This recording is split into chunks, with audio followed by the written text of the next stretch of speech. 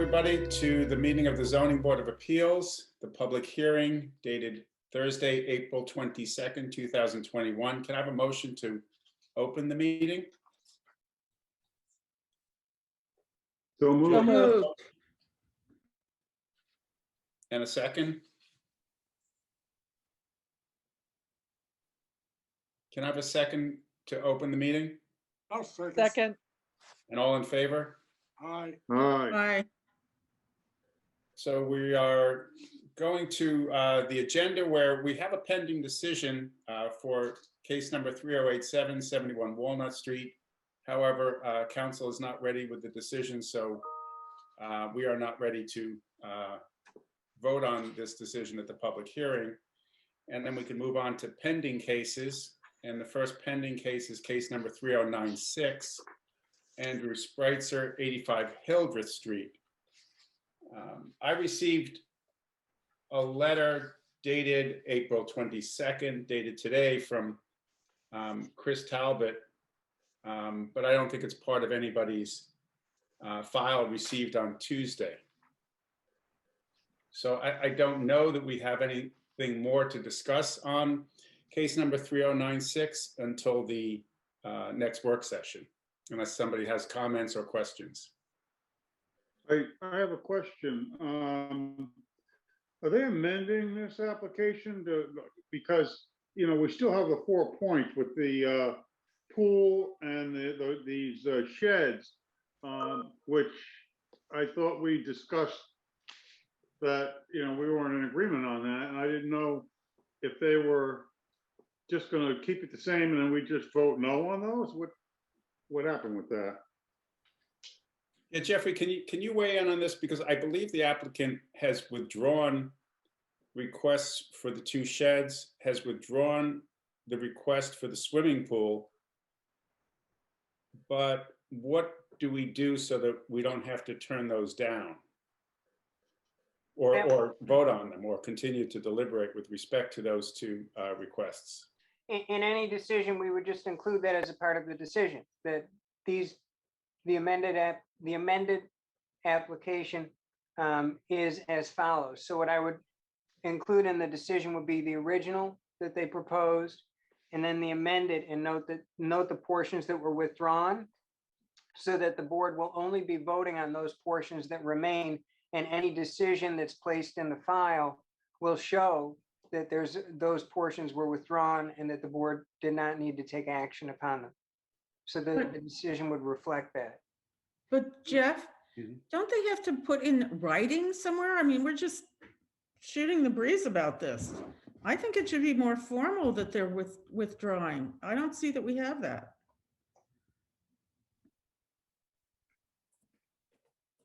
So yes, can we have the building department or Jeff, can you request from them a written submission with respect to the withdrawal of some of the variance requests? I know they did it on in one of our public hearings, but let's request a more formal written request for an amendment. Sure, I will do that. John Bennett has his hand up from the audience to speak. Would you like me to bring him in on that? Sure. Is the applicant here? It doesn't look like it, no. Sure. If John... Mr. Bennett's the neighbor. Yes. Okay.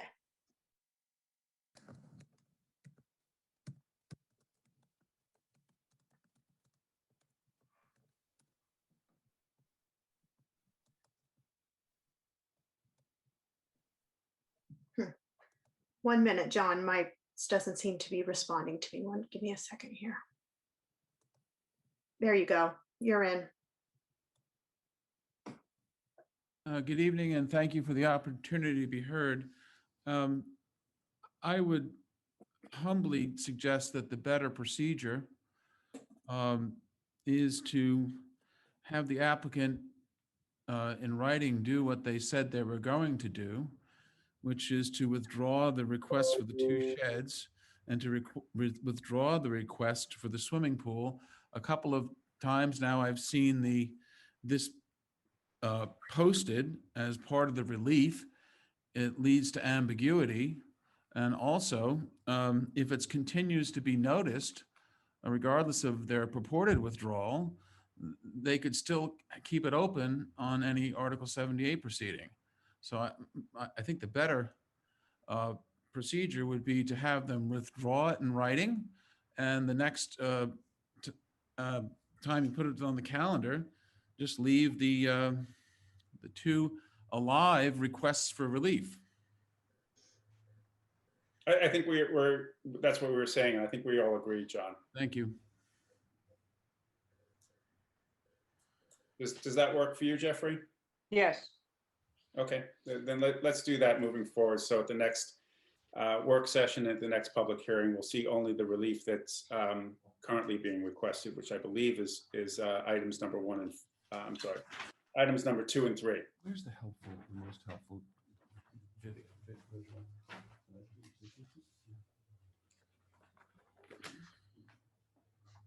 John, were you finished? Yeah, I'm on the next one, but it's up to you. Okay, no, you can stay on.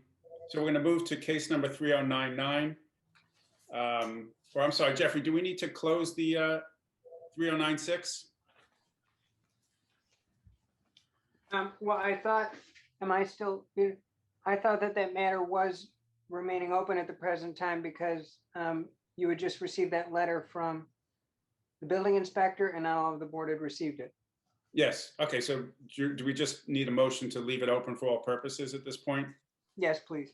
Okay, so can we have a motion to leave open for all purposes case number 3096, Andrew Spritzer, 85 Hildreth Street? So moved. Second. And all in favor? Aye. Aye. Aye. Aye.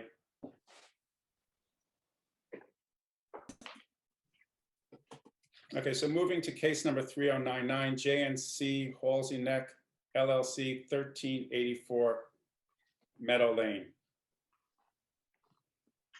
John, are you here for the applicant? Yes, I am. We're ready. Okay, thank you.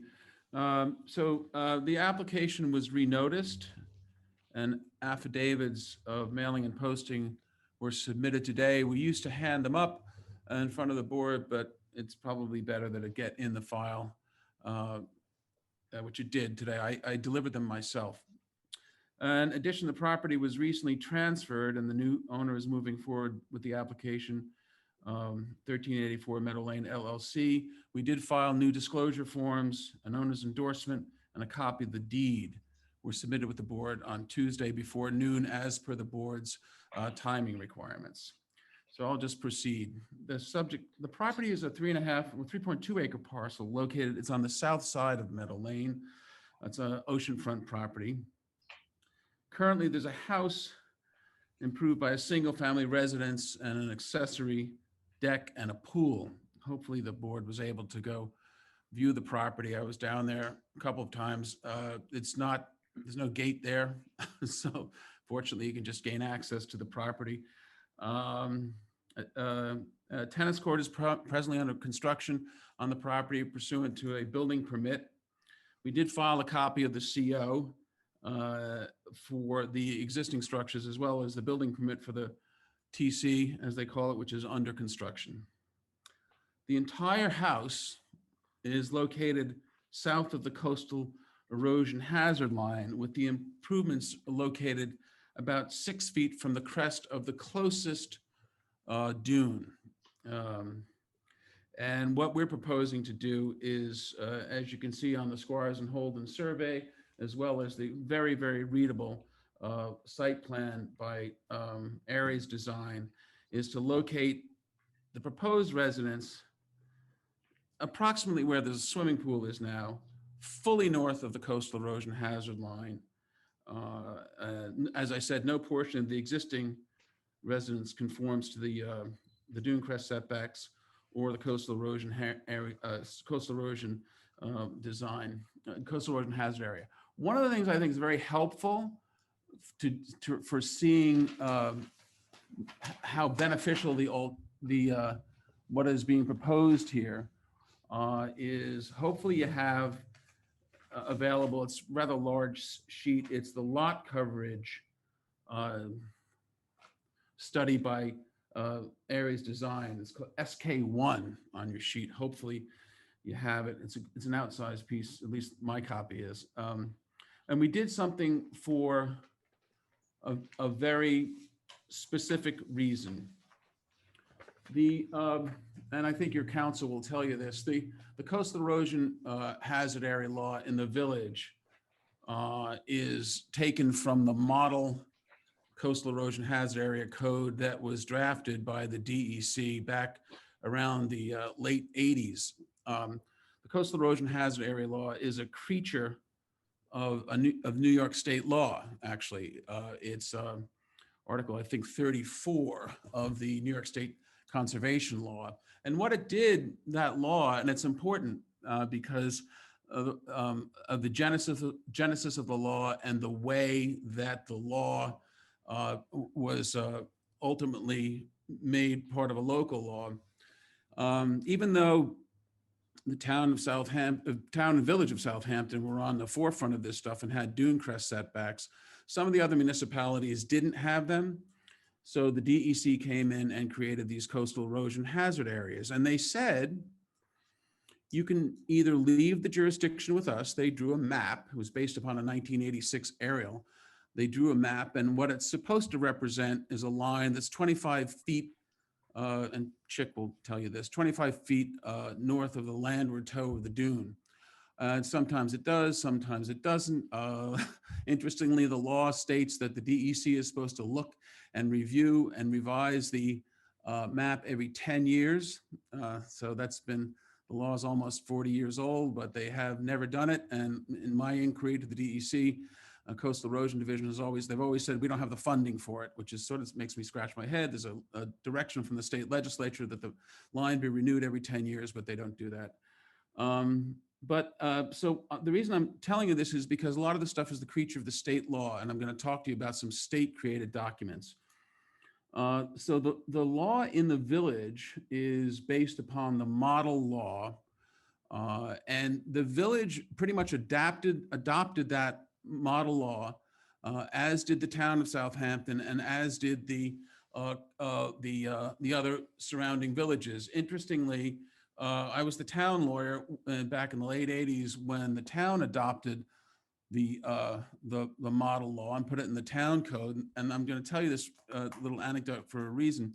I, like a young town attorney, took that model law and tried to make it what I thought was better and a little bit more protective.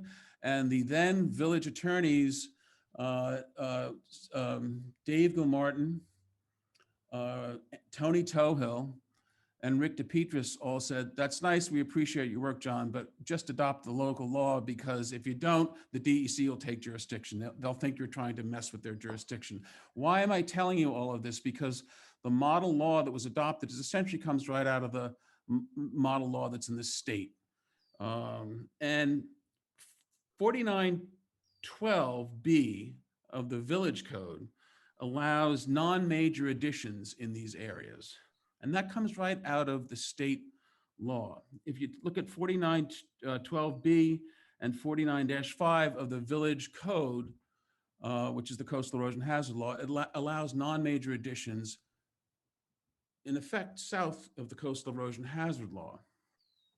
And what I did is I was involved in a project one time, and we were trying to figure out exactly what we could do from a as of right point of view. So the architect that I was working with at the time was Fred Stell, and we wrote to the DEC just to make sure that both the model law and that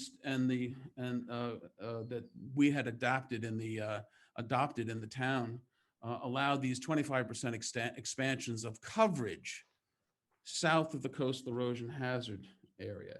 And Mr. Daly, this is back in 1995, wrote to Fred Stell, who was the project architect, and confirmed that you could, if you had a house and decks and pools and coverage, you could, as of right, add 25% to the coverage. See, the coastal erosion hazard law is all about coverage, because the more coverage, the more likely it is that you're going to affect you're going to have some effect on a natural protective feature. Usually that's a dune.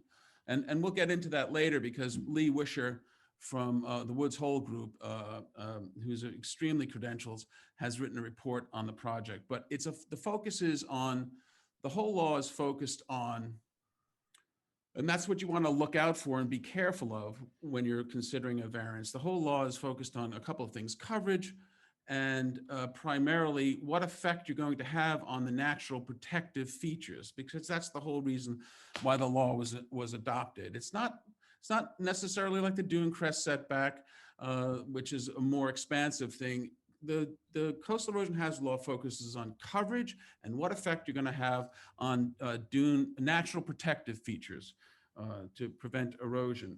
So anyway, Mr. Daly stated that as the village code states, that you can have a 25% as of right expansion of coverage. And when you do that, you can cover it by any structures or buildings, because again, the focus is on coverage. And this is well documented in the literature, the findings for the state law, Mr. Daly's letter, and your own code. So what we did is we took the existing coverage at the site, which is, there is presently almost 6,000 square feet of coverage south of the coastal erosion hazard area. And why am I talking about coverage? I mean, we'll talk about gross floor area later on, but why I'm talking about coverage because currently there's about 6,000 square feet of coverage. And as per the village code and as per Mr. Daly's letter, you can add 25% of coverage. Now, when you say 25% of coverage, that's not just one story, that's coverage, because again, the focus is on coverage. So what we did was we had Mr. Rump show that as of right, we could have increase the allowable coverage by 25% of the existing coverage south of the coastal erosion hazard law and that would be a non-major addition. But you would have this significant, as of right, 7,456 square feet of coverage south of the coastal erosion hazard law. And we could do that under the law, under your code, under the model code, under the way the code has been interpreted, not only by the case law. I think I was involved in one of the few cases out of the town of Southampton in the state of New York, which dealt with the coastal erosion hazard law. But the way this law has all been interpreted by the agency that wrote it, this is as of right coverage south of the coastal erosion hazard law with additions. Although we could do that, what we're proposing is something that's much more sensitive. And as Mr. Wishauer from the Woods Hole Group demonstrates very capably, that we're proposing something that is going to bring back some of the protective natural features and increase the functionality of that. So what are indeed we proposing? As proposed, the deck and pool that is proposed in the area north of the existing house. So we're moving it, we're not just plopping the proposed deck and pool in where the existing house is, we're moving it to the north. Probably, well, how much was it? What's the, didn't we have a calculation on how much the north we're moving? It's structure to structure, I guess. Is that the 79 feet? Yeah, we did. Hopefully, as to avoid any confusion, we have Lisa Poyer from InterScience put together. And again, I call this my analog screen sharing. Hopefully you all have it in the package. We put together and Chick always asks us to do this on the wetlands application. So we did the same thing. We put together a comparative chart, existing and proposed. So we're proposing the pool and decking significantly. I think about a Dune Crest structure setback. We're moving it 76 feet, which is substantial. And again, this is in lieu of the as of right development. So as proposed, the pool and deck will be 3,750 square feet of coverage south of the coastal erosion hazard line. All of the habitable space will be outside of it. Oh, before I forget, I've listened into the work session and some months ago, and I think Chairman Greenwald noted that there was a small section of the house of the foundation that had some storage area that went south of the coastal erosion hazard area. We told it's interesting, design professionals, God bless them, they can't help themselves. We told, both Lisa and I told the architect, these folks can read plans, take that off there. So that's going to be removed. There's no request for any habitable space or storage space related to the single family residence south of the coastal erosion hazard line. Bailey, does do the plans still show that? If they do, we represent you that we'll make sure that the ultimate plans will remove that. So in any event, this is a reduction in coverage by about 2,300 square feet from what's presently existing, and the removal of all the habitable space. And again, more than 3,700 square feet less than the coverage that could be constructed with a non-major addition. So that what we need there is relief pursuant to Village Code 49.9 to permit the construction of the proposed pool and accessory deck, but really it's not the typical variance or request where someone's asking to increase the degree of nonconformity. Even with the relief that we're requesting, we're asking for a substantial decrease in both the Dune Crest setback and the setback as it relates to the coastal erosion hazard line. So let's just quickly look at this chart. The Dune Crest setback, the existing is 14.9 for structures. The proposed is 127. The Dune Crest setback that's for the residents. So the residents would go from 14, essentially 15 feet to 127 feet. It's almost, in some municipalities, you wouldn't have to ask for a variance for this because you're so greatly reducing the lack of the nonconformity. But the village interpretation has always been a mere reduction. You have to still go in and ask. The Dune Crest setback from structures, 6 feet from structures. Now this is structures from 6 feet to 82.9 feet. That's a 76.9 foot setback increase. It's a very helpful chart. It takes away any of the confusion. The septic system is now at 100 feet from the dune. We're going to 240 feet. As I said, we've got a 37% reduction of the coverage in south of the coastal erosion hazard line, where you could have a significant increase as of right. And you don't have to trust me. You can look at the village code, the state coastal erosion hazard law, and the letters from the agency. The current resident, none of it conforms to the coastal erosion hazard area. The proposal, all of it will. Significantly, and we'll go through this when we go through the variance standards for the coastal erosion hazard area. Significantly, all of because they talk about protection from flood damage and stuff like that. All of the entire residence will conform with the FEMA elevation requirements, and there's no in terms of flooding and stuff like that. There are no dry wells there. Some rather strange, and again, I go down and look at the site. These rather strange pods in front of the property with the huge planters. They're not capturing any runoff, but we're proposing dry wells to capture all that runoff. A dune restoration project, which Mr. Wisher will talk about, will actually increase significantly the usefulness of that natural protection, that natural protective feature. Going to put an IA system in there, of course. I mean, that's not something that we're offering as a condition. Candidly, we have to do it, but we wouldn't have to leave we could leave the existing one there.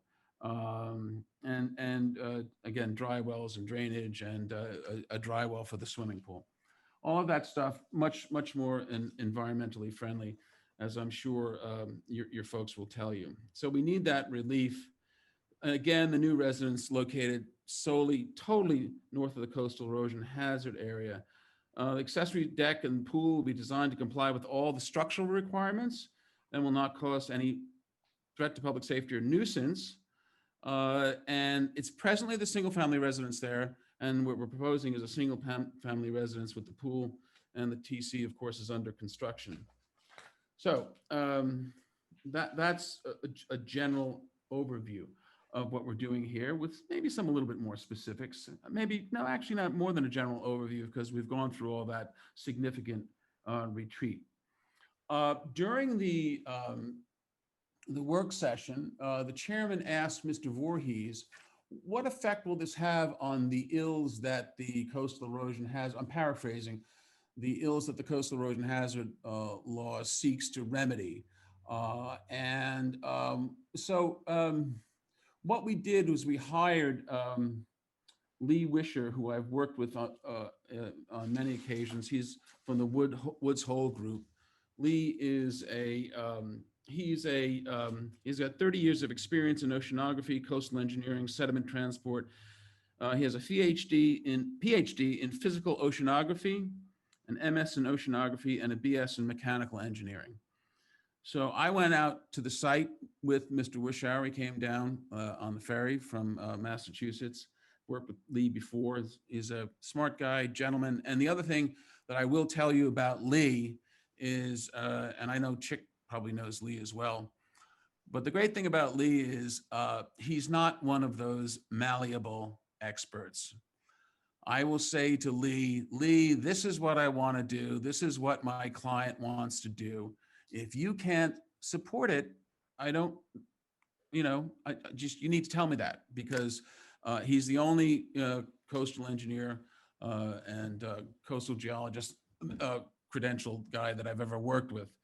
So we walked the site and he hopefully everyone's had an opportunity to read this, because it's really the entire basis in many ways. Well, it really carries the day as far as what you're supposed to look at when someone is asking you for relief under the coastal erosion hazard law. And that is there going to be any effect on the natural protective features? And just what I'll tell you, and I'll just read for the record, but you have it in there, is Lee's conclusion. The construction of the new house will be completely landward of the coastal erosion hazard line. A portion of the proposed deck and pool will be seaward of the coastal erosion hazard line. However, they will be constructed landward of the toe of the primary dune. Now remember, the reason I bored you with some of that legislative history about the coastal erosion hazard area and the model laws was to talk about where the line was set, and what the purpose of the law, from the findings that the state legislature put in it, as well as some of the findings in the model law, and that's to protect these natural protective features. Additionally, and he's referring to the deck and the pool, will be constructed in the area already disturbed area of the existing driveway. As a result, they will not have an effect on the primary dune's ability to function as a natural protective feature. And that's critical, because that's what the criteria is when you're looking at a variance for the coastal erosion hazard area. The criteria is this going to have any effect on any natural protective feature? That's the primary thing that you're looking at, because that's the whole reason for the law. So again, he inspected the property. Another interesting thing that he did, and I asked him to look at this because the first coastal erosion hazard law variance that I made was all the way down at the end of Dune Road. This was some years ago, and the board granted the request for relief because I was able to show, the board members will be familiar with this property. It's the very last house before the Suffolk County Park there. It's a small, who's the guy? He did the Jewish Center of the Hamptons edition. Very famous. He's now deceased, the architect. Jaffe. Help me, guys. Jaffe. Jaffe, yeah. There's a Jaffe, last house on the left heading west, the Jaffe house. There's a variance was granted there. And one of the reasons that the board granted the coastal erosion hazard variance, this board, was that we were able to show that there was some significant accretion of the beach down there, which is not surprising given it's pretty close to the westerly groin, or easterly groin at the Shinnecock Canal, which of course traps sand. Interesting. Look sometime at an aerial at the depth of the beach on the easterly side of the Shinnecock Canal and the depth of the beach on the westerly side. Shinnecock Inlet, John. Excuse me? Shinnecock Inlet. Oh, inlet. I'm sorry. I'm sorry. I'm thinking of the boating season coming up. So I go through the canal. I try to stray out of the inlet. In any event, so I asked Lee to look at what had happened generally to the dune down there, and it's something very interesting and not surprising. Because if you go look at the site, and I ask you to do this, go down and you'll see that in some areas of the southerly dune, there's snow fence. You can see just the tops of the snow fence, which means that it's working. Lee stated he looked at a couple of transects on his report. He said the dune has accreted on the ocean-facing side of the dune up to 35 feet between 2012 and 2020. It's a very, very, very wide beach there. The crests of the seaward and secondary dune systems have stayed in the same location, and the elevation of the primary dune has stayed relatively stable. I wanted Lee to look at that because we're not asking for relief in an area where you have one of these dodgy dune systems. This is a dune that has accreted approximately 35 feet in the last 10 years. And it's also a dune that is extremely healthy and wide. So that's where we have, from the factual point of view, you know what, it's that interesting. When I first started reading Lee's report and the features and the transcripts, I said to myself, this is going to be a slog, but it's not. It's actually very interesting. It's very, very factual and demonstrates to you a couple things, amongst them the health of the dune down there and how there has been actually accretion, which, as I say, was some of the things that this board looked at when they granted a variance down at the very end of Dune Road. So that's important. John, can I ask you, John, is Lee going to speak as well, or? No, I'm just submitting his report. No problem. Yep, okay. I mean, if you I have any to say, questions. Mr. Bennett, I've lost the thread between the property that we're talking about, 1384, and the one that's at the end of the road. Well, that's fine. I'll explain it to you. Just reference it and then come right back to it, or did you? I feel like the conversation just ended up on that house that we're not considering. No. And no. I've just lost the thread here. That's fine. Let me bring it back for you. What I was talking about Briefly, was it's fine. what the board had looked at properly in the Right. past when considering requests for a coastal erosion variance, and one of those elements was the health and stability of the dune. So the reason I was talking Right. about the Jaffe house at the end is you'll see in the decision that the board talked about the fact there had been accretion, and there was less concern because in the request for the variance because it was a healthy, indeed accreting dune. So that's why I wanted Lee to look at that in his report, dovetailing it I into see. some of the. But the ahead. two homes are not next to each other. No. I At was all. saying, I was Okay. using it as an illustrative example of what the board had looked Okay. at in granting variance. No, there So are. what you're saying is that the dune is healthy there, and on your property where you're seeking the variance, the dune is healthy here also. And so you're Yes, using that thank as you, an Dan. Yeah. example of Yes. two dunes that are in a healthy condition. Two dunes that are in a healthy Okay. condition, and we're going to rebuild, as Mr. Wisher also notes, and there's the dune restoration plan. Mhm. We're going to rebuild the dune where the house currently sits. We're moving it back almost 80 feet. I'm going to go in there and Right. substantially rebuild it. So yes, but there are two dunes down there. And there's a southerly rank of dunes, and there's the dune that we're going to actually, where the house sits, and we're going to rebuild that substantially. So what we did is we looked at the standards for granting a variance, and it's an interesting thing that happened in the coastal erosion. Maybe interesting for land use practitioners, maybe like boring, like watching a snow shovel rust for some other people. But it's an interesting thing that happened in the coastal erosion standards. This what the model law says and what the state code says is that you grant a variance based upon practical difficulty or unnecessary hardship. Now those were standards that are more familiar to older practitioners, unfortunately, like myself, but that's what the standard that was used in those days, and that's what made it into the local model law, because remember the model law was drafted in the late 80s. So practical difficulty or unnecessary hardship, and Mr. Blinkoff will tell you if there's an or, you use the lesser. That means I can use either one. Unnecessary hardship was usually used in the old days for area variances. So practical difficulties was the usual area variance standards. And I'm going to take you through that. Where do you find the definition of that? Anderson at zoning.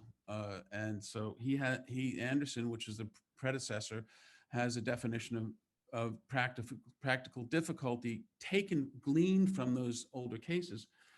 How substantial the variance is in relation to the requirement. That's the first of the practical difficulty standards. So in this instance, it's hard to say anything other than that the variances are incredibly non-substantial, because we're actually reducing the nonconformity. 90% of the variances that you get before someone has a non-conforming house and they want to increase the degree of nonconformity by asking for relief. So here we're reducing the nonconformity. The applicant is proposing to relocate structures approximately 78 feet further from the crest of the dune. So while technically a variance, there's a massive decrease in the nonconformity. The other thing, and these are just this is how the courts defined practical difficulty. If the variance is allowed the effect upon increased population density. Well, clearly there's a single family residence here, and we're proposing the reconstruction of a much more environmentally friendly single family residence conforming with all modern codes, and no increase in population density. I thought what was interesting about that, though, is if you look at Daley's letter, when he's talking about an as of right approval, one of the things he said, he's not talking about the variance strictures, but he's talking about what you look at with these as of right increases.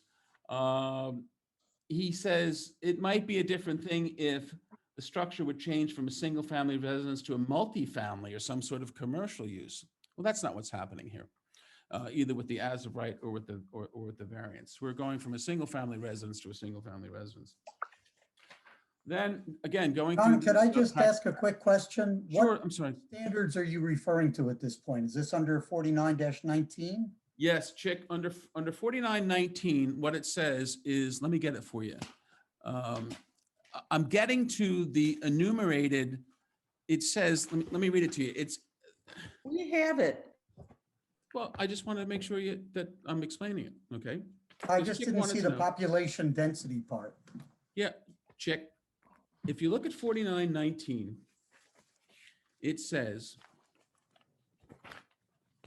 strict application of the standards of this chapter may cause practical difficulty. So what I am reading to you and explaining to you is the definition of practical difficulty as gleaned from all the cases Okay. that define the term practical difficulty. It made it into the statute. No one ever changed it. It's, as you know, Chick, you and I and some of the older board members are some of the people, the increasingly fewer number of people who are familiar with those terms, but that's what's still in the coastal erosion hazard area law. So I'm taking you through Anderson, who was like the Bible, and Anderson's definition of practical difficulty as he gleaned it from the cases. Whether a substantial change will be produced in the character of the neighborhood or substantial detriment to the adjoining properties. Now, here the abutting neighbors on either side have given letters of support. We refreshened the 1400, which I'm going to talk about before, because the board not too long ago granted even more significant relief for pretty much the same, conceptually the same thing. 1400, the owner of 1400, we originally had a letter of support from that owner That property also changed hands. We got a letter of support from that, the new owner on 1400, as did we have a letter of support from the owner of the property to the east. It's probably clear why they're so willing to support it, in addition to the new modern and health safety standards we're complying with. The house comes back and it has a great environmental view, but from an aesthetic and practical view for the neighbors on either side, it opens up their lateral views. So they're supportive of the application. And then we'll talk a little bit about 1400 Meadow, where the board granted relief for even a larger increase in gross floor area. There's really no other method to do this because the only way to do it otherwise is to take the as of right approach and to add on and increase the coverage, which we thought we're trying to be good citizens about this and create something has less impact to the environment and is much more protective of the natural protective features, and we feel confident that you'll agree. And the manner in which the difficulty arose in consideration of all the factors, yeah, that's easy enough. This house was constructed before all the current Dune Crest setbacks, all the current FEMA elevation requirements, lots of things, the drainage limitations and flood limitations that you would place on a property now. So we've shown this, and then in addition, we go through some other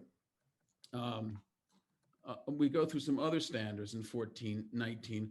And is this a reasonable, a prudent approach? And well, rather than expanding upon the existing footprint of the home, which is located entirely south of the coastal erosion hazard area, the applicant is proposing to remove all improvements, move everything 77 feet north.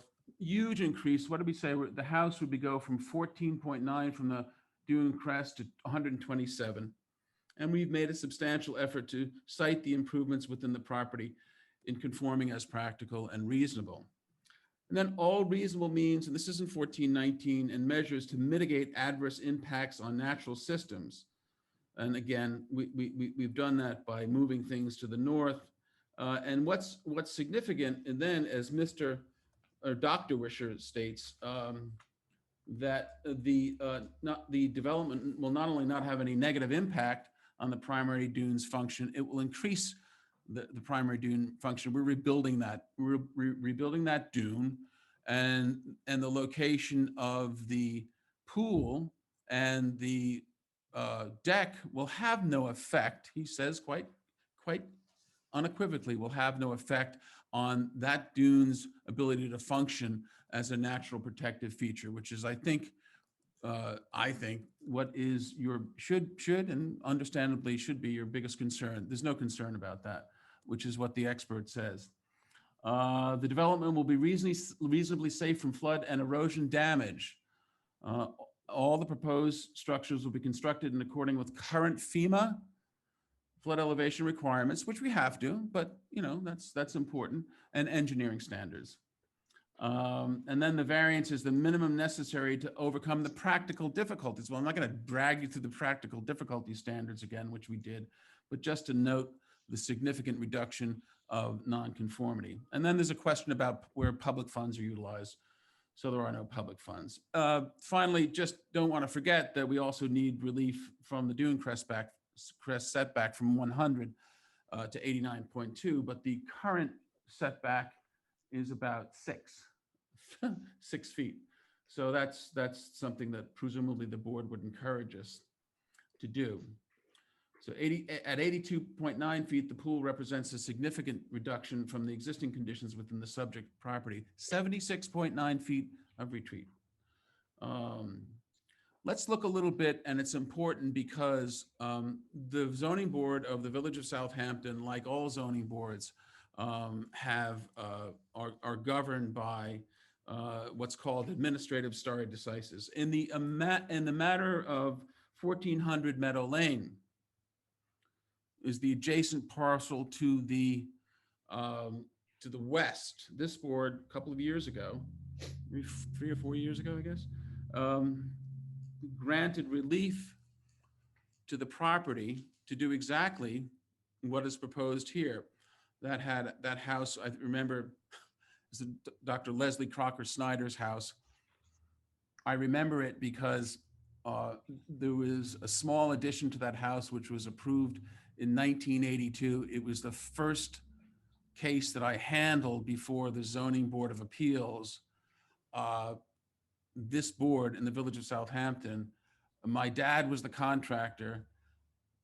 I was a litigator in New York at the time. I thought, I'll go out here and handle this little Zoning Board of Appeals. I did a terrible job. I think they just gave the application, granted the application because my dad was standing next to me. So, but in any event, that Snyder house had a house that was solely north of the coastal erosion hazard area. We came to the board, and the board did exactly what we wanted with requesting this board here. And it's interesting, the decision of the board in 1400 Meadow noted the following. The proposed, and it's in your file, the proposed project relocates a habitable single-family residential structure that is within a CEHA to a more appropriately northerly inland location, which is outside of the CEHA. The plan relocates non-habitable accessory structures, i.e. swimming pool and deck, into the CEHA. However, these structures will have less coverage than currently existing structures, including a residence. The project, therefore, is more protective of private property, will be safer, and will be consistent with the policies and intent of the CEHA, more so than the current conditions. And the owner, as was required, to submit a restoration plan as a part of the condition, as we're doing here. And again, just for the benefit of Mr. Blinkoff, take a look at Hamptons LLC versus Rickenback. That's a case out of East Hampton.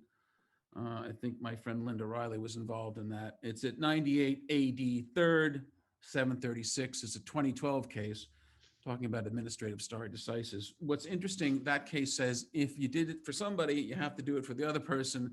If there's similar cases, if anything, the 1400 decision, which this board was kind enough to grant, created a substantially larger, from a proportional point of view, house than from what's going on here.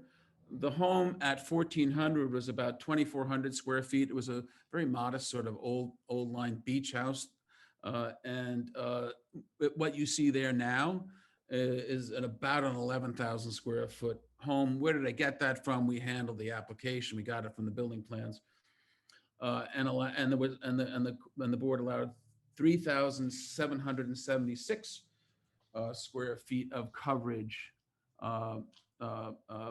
north of the south of the coastal erosion hazard line, just about what we're talking about here. Again, that was but critically, I thought on that, what we're talking about here is 9,755, not critically, but I shouldn't overuse that word, but thrown into the mix here.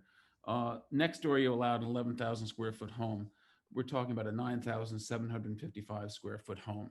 So the patent for how to handle homes of this and applications of this nature was next door, but it's a very wise patent, and it's a patent that, as your board found essentially what we provided for you by Mr. Wisher, probably the top guy in his field, is that the proposed improvements will be more consistent with the policies and intent of the CEHA.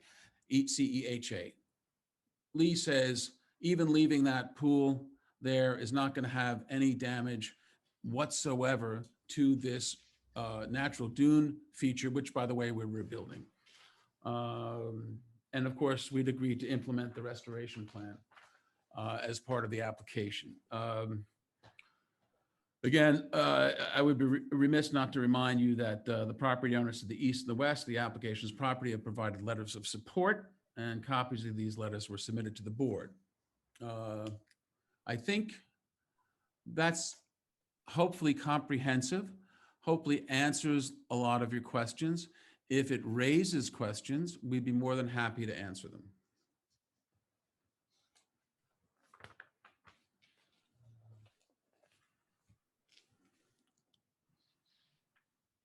Chick, did you want to speak to this application?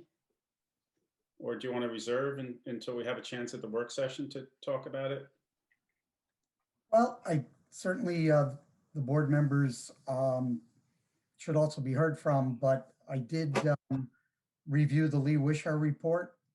Had a couple of observations, and I could certainly go through some of those if that would be helpful. If you're ready to, sure, we can start there. Okay. Just I noted on page 3 of the report, it talks about the existing dwelling, and the walkways and pedestrian access around the house have deteriorated the dune and reduced its ability to perform its primary function. And there's another sentence a little below that. This figure shows that the house has been constructed into the dune face. As a result, the dune's ability to perform its primary function has been diminished. I understand that that dune will be reconstructed and there will be some retreat, but certainly dunes change, and they're very much subject to aeolian transport or wind-blown sediments. And I think that existing condition is just a demonstration that structures within the coastal erosion hazard area line do diminish the function of the dune. So that's more of an observation that, structures in that area do have an impact. And obviously there's a purpose of the coastal erosion hazard area line, which is to protect shoreline features. I did note that the requirements for a variance under 49-19D do talk about that the request is the minimum necessary to overcome the practical difficulty. And to me, it seems as though there's a substantial structure south of the Seahawk line. There's a pool, there's a foundation for the pool, and there's even a portion of that is south of the pool itself. There's also an extensive lower level between the lower level under the house and the pool. And I would just, ask the applicant to demonstrate that it's the minimum relief necessary as per the provisions of 49-19D. I know that this board has kind of looked at properties that are being redeveloped, and look to see what would happen if something stays. We know there is an impact with that, but if something is being removed, why can't compliance be achieved? And so certainly if this were a vacant piece of property, everything would be developed north of the Seahawk line. So that's just an observation of how some of the applications recently have been looked at. I would observe that more dune is better than less dune. This is a protective feature, and it's very important to, observe the Seahawk requirements for that purpose. And also one of the considerations is that there's other structures in the area, including those that are on the north side of Meadow Lane opposite the site. And the dune is a protective feature for other dwellings in the area. Certainly the rebuilding of the dune is helpful, but also maintaining the largest dune and looking for the minimum relief necessary is important as well. So those are my only observations. They kind of address a little bit of the Lee Wisher report, a little bit as related to the burden that the applicant has, as well as some of the coastal processes here. So I hope that's helpful. It is. Jeff, could you? Chick, I have a question for Chick. Sure. Sure, Dan. John brought up the house immediately to the west, which we've granted variances to. The house has moved back. It looks like very similar to what this project would be. So that's sort of a model, how well did that house perform under those variance reliefs? How well is the dune, restoration on that one now 5 years later, or whatever the time is, because, we granted relief there. They rebuilt the house, they moved the house back.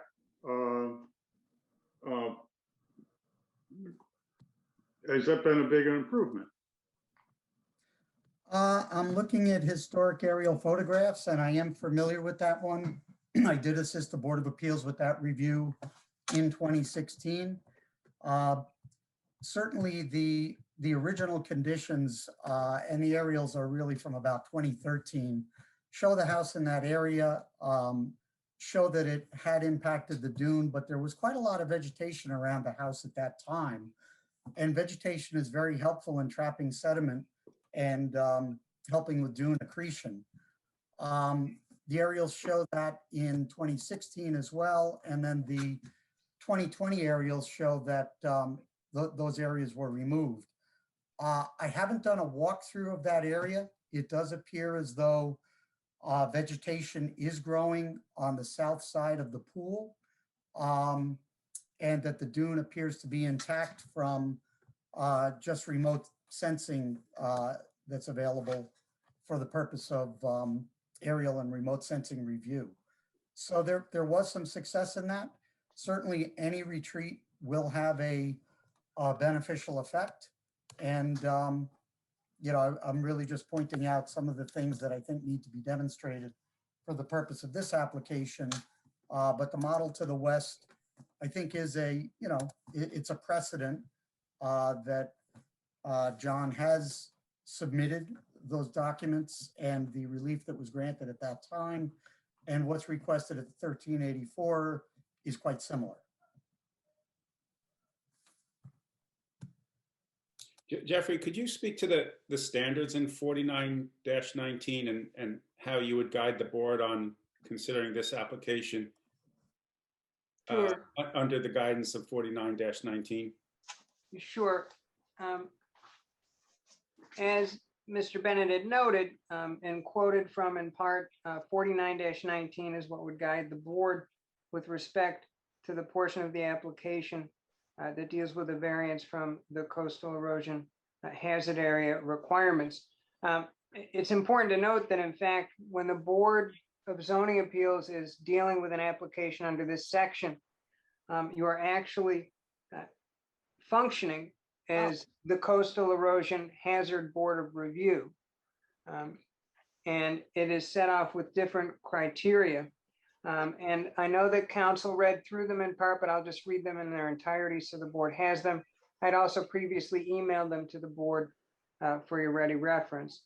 But section 49-19 refers to variances from standards and restrictions of that section of the code. And it mentions that strict application of the standards and restrictions of this chapter may cause practical difficulty or unnecessary hardship. When this can be shown, such standards and restrictions may be varied or modified, provided that the following criteria are met. Criteria A, no reasonable, prudent, or alternative site is available. B, all responsible means and measures to mitigate adverse impacts on natural systems and their functions and values have been incorporated into the activity's design at the property owner's expense. C, the development will be reasonably safe from flood and erosion damage.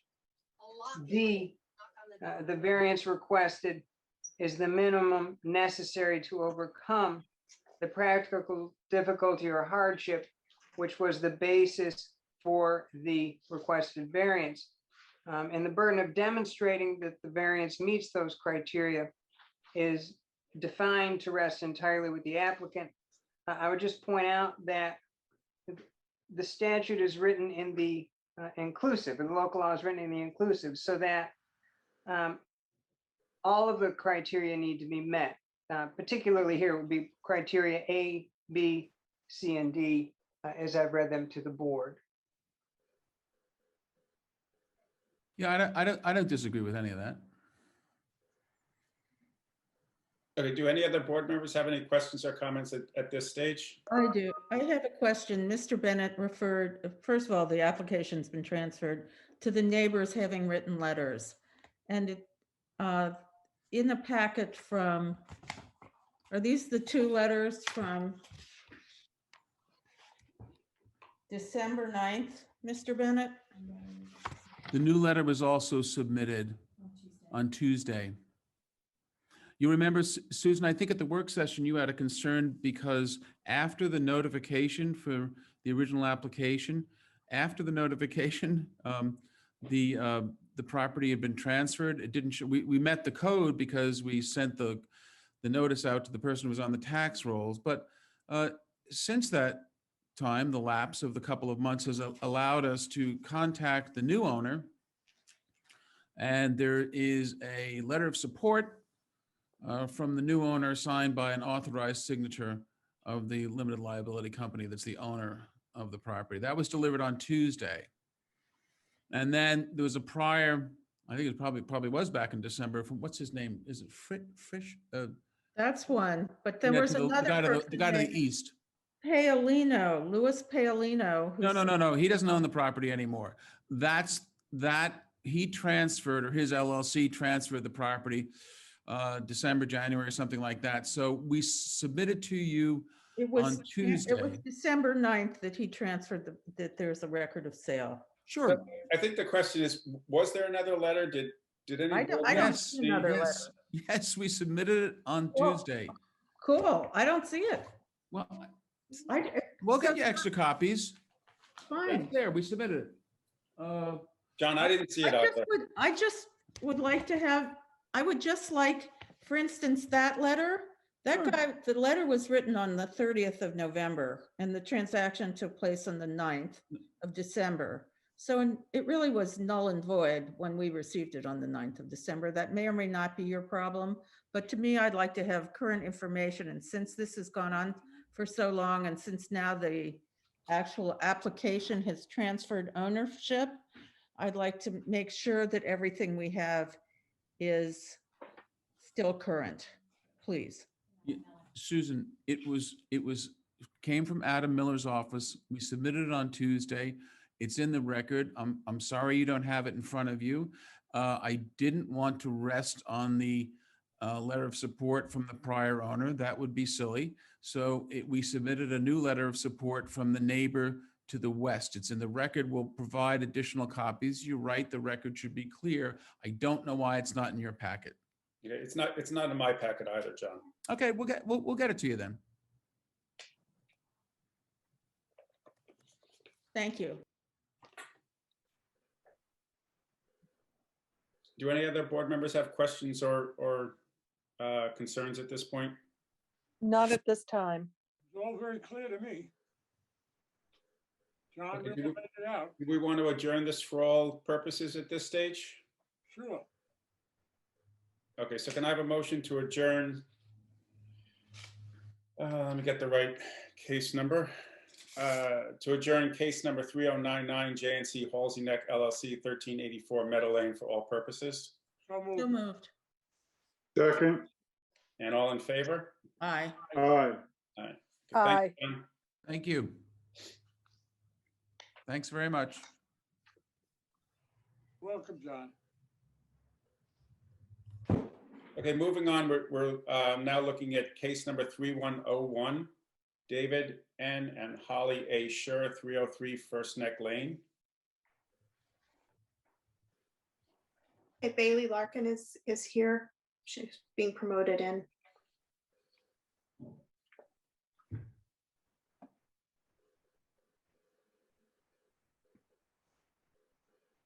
John, are you staying in on this application? Are you on this application? If Bailey lets me, No, it's up to us. yeah, I'll just observe. That's okay. And Frank Greenwald is also coming in. Hold on one moment.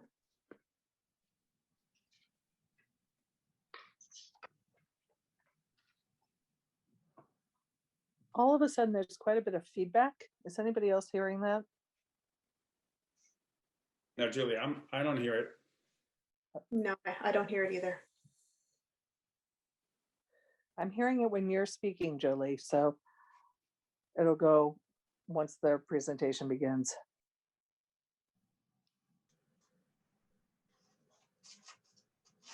Okay. Can I just ask, there's some procedural, for instance, in this application, it says that the applicant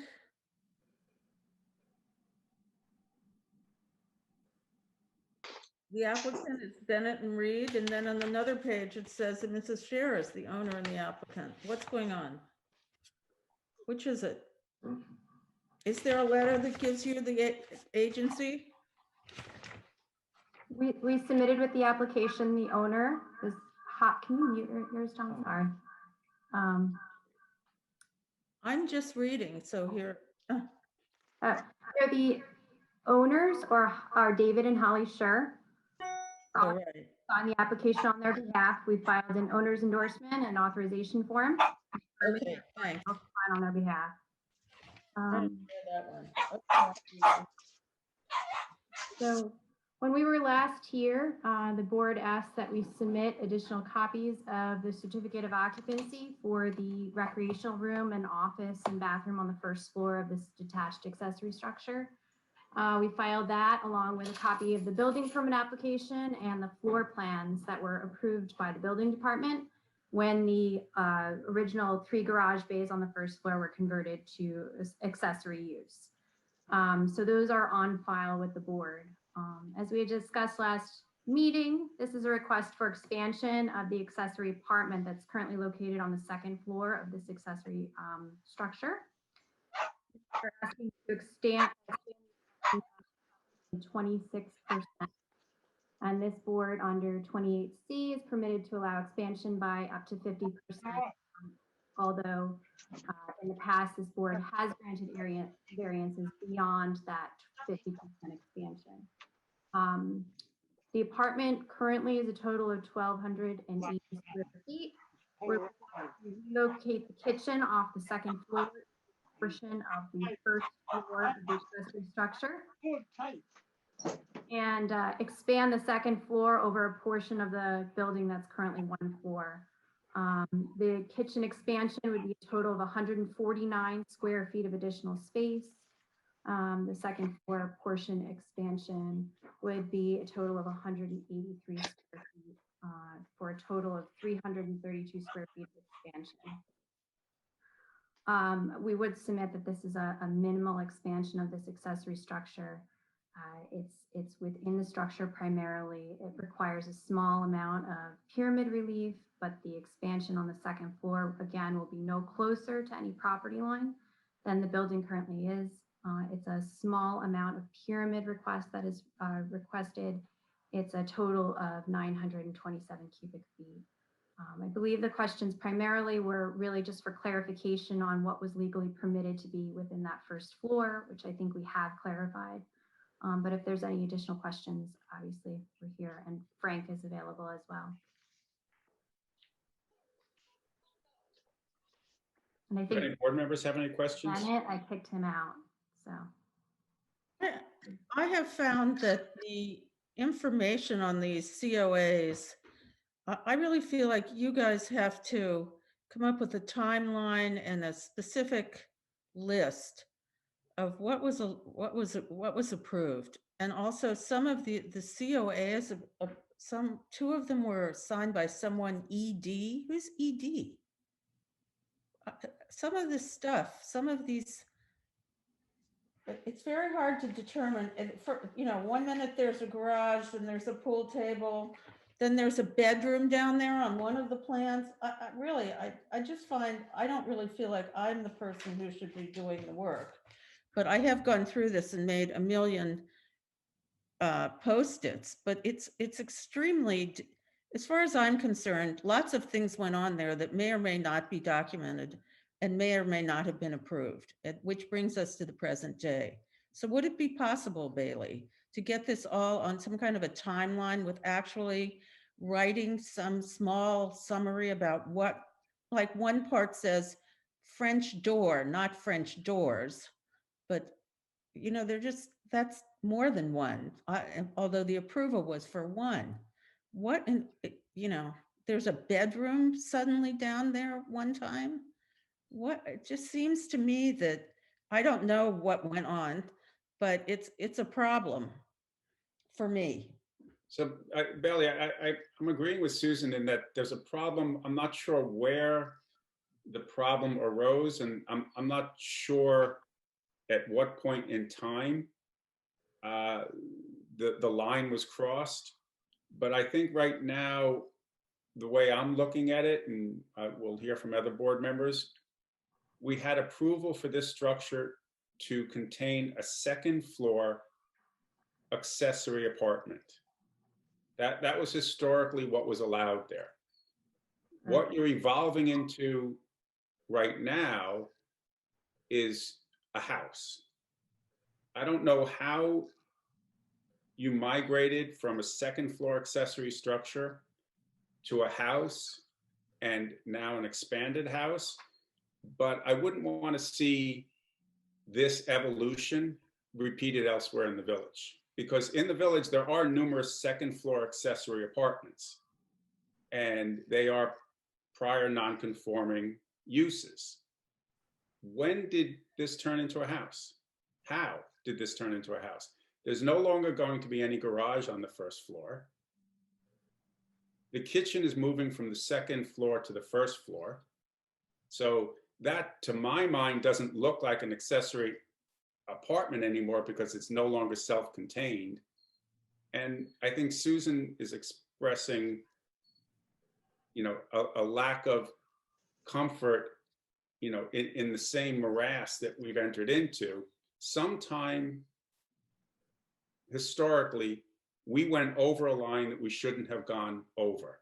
And I'm inclined to say that this board will no longer participate, in that continued evolution from a second floor accessory garage to what appears to be a house, a second It residential. also goes from 2 bathrooms to 6 bathrooms, which would be a mega septic system. So I think I'll share my plan, and I think this may help some. Hold on, let me see if I can share. So what Frank was doing for us on this application, hold on one moment. Let me see if I can pull up the right plans. What Frank did on his plans was to take the floor plans that were approved and compare them to what we're proposing to do at this time. And these were the plans that were approved, and the certificate of compliance was occupancy was issued. Let me just see if I can share these for you and clarify some of this. Okay. Please see this.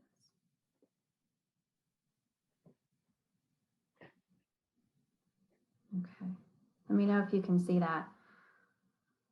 The plans that we submitted with our application show what was permitted pursuant to that building permit and certificate of occupancy that we had just filed with you. Can you magnify it a little bit, Bailey? Sure. So rather than construct a separate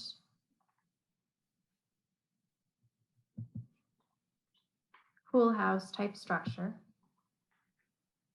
what they were permitted to do with that permit was to put a game room where there was formerly garage, there was an office, bathroom space, mechanicals. All of this is accessory, and it would normally be permitted in an accessory structure. It's not associated with the accessory apartment. It's as if they have a separate pool house, but it's just on the first floor of the carriage house. Could you tell me, when is an office part of a pool house? No, a lot of detached accessory structures in the village do have office space in them. It's not permitted to be a bedroom. It's not permitted to have cooking in it. But you're claiming this is the pool house. I'm sorry. And honestly, you have enough room to build a proper pool house that's not 3 feet from the property line. You have a big yard. I don't understand where that usage, you're throwing it out as if that's just a natural. I've never heard of that before. And is that under any definition in the code? Or does the building inspector have, really, some of this stuff, I understand you could have a laundry and a bathroom all fine, also a game room and the garage.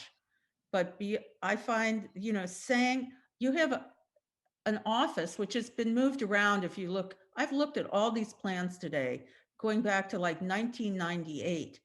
And there are just been, all kinds of changes which may or may not have been documented. I don't even think some of the plans when I worked in my job on the ARB, I had to sign the plans so there would be no confusion about what was allowed, because the previous plan, if you've signed the wrong plans, they can do what they want, that we didn't approve. I just don't see the legality actually of the first floor conversions in a sequencing from 1990. The conversion that's shown on this plan is consistent with the plan that I filed with you, which I gave you a copy of the building permit application for and the certificate of occupancy for.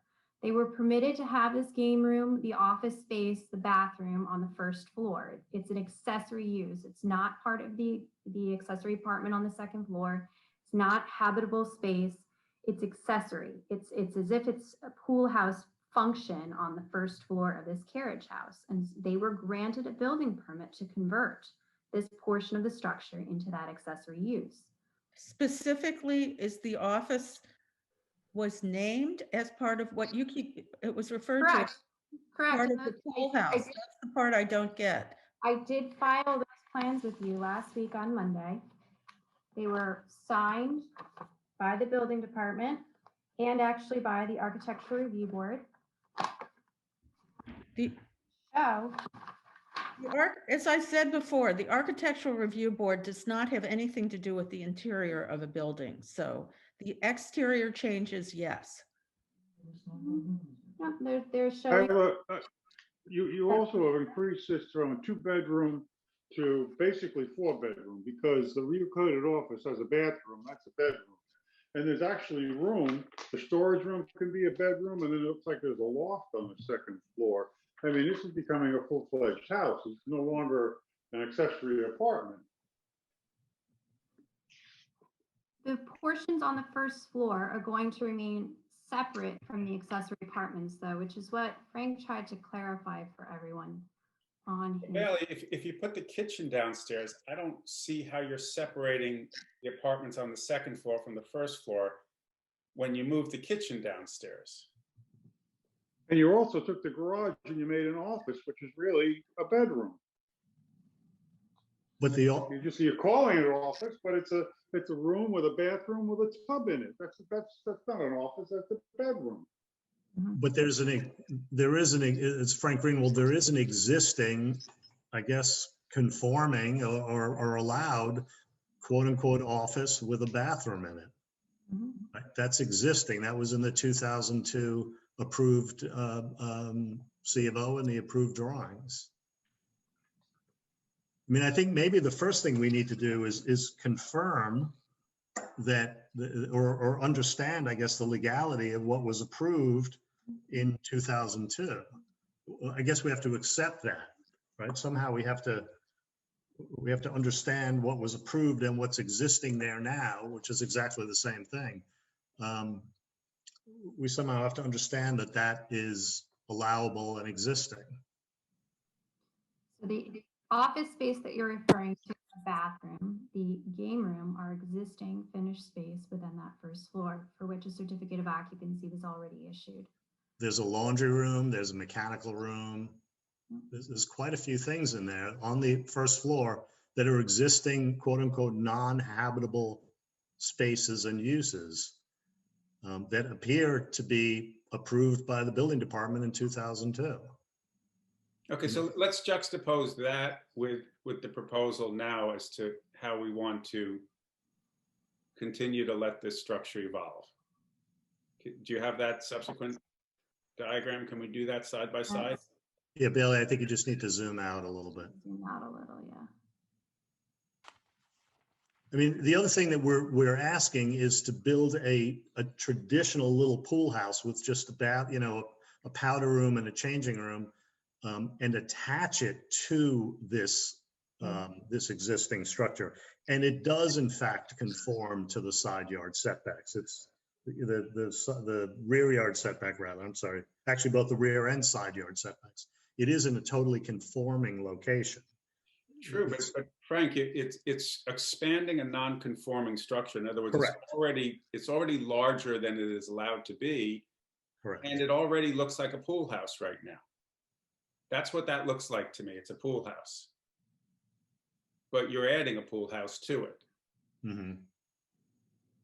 But I think Bailey was referring to it as, to some extent, a pool house. It's an open recreational room with a bathroom.